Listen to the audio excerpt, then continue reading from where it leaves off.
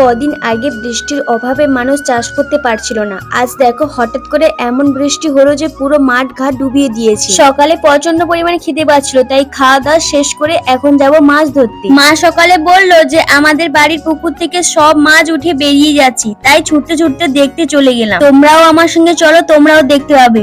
সত্যি কত মাছ উঠছে, এখানে এসে দেখলাম। দেখো এখানে কত মোরলা মাছ পড়েছে, এই জাল দিয়ে দাদা ছেঁকে ছেঁকে মাছগুলো ধরেছে। মা এগুলো সবগুলো বালতির মধ্যে এখন ভরে দিয়েছে। চারিপাশটা সত্যি জলে পুরো পরিপূর্ণ হয়ে গেছে। কদিন আগে আমাদের দেখো ধানের গাছ লাগানো হয়েছিল, এখন দেখাই যাচ্ছে না, অল্প অল্প দেখা যাচ্ছে। এইদিকে যতই মাছ ধরছে ততই মাছ কিন্তু পড়ছে। মা আর সব মাছগুলোকে মা এখন দেখো বালতির মধ্যে সব ভরে নিচ্ছে। এই যে জবিনের সাইডে যে ড্রেনটা আছে, এটা কদিন আগে পুরো ফাঁকা ছিল, কালকে রাতে বৃষ্টির কারণে পুরোটা ভর্তি হয়ে গেছে। আর সবাই দেখো মাছ দেখতে ছুটতে ছুটতে চলে এসেছে। তোমাদের ওখানে কেমন বৃষ্টি হয়েছে কমেন্ট করে কিন্তু অবশ্যই জানাবে। ভালো লাগলে লাইক করো।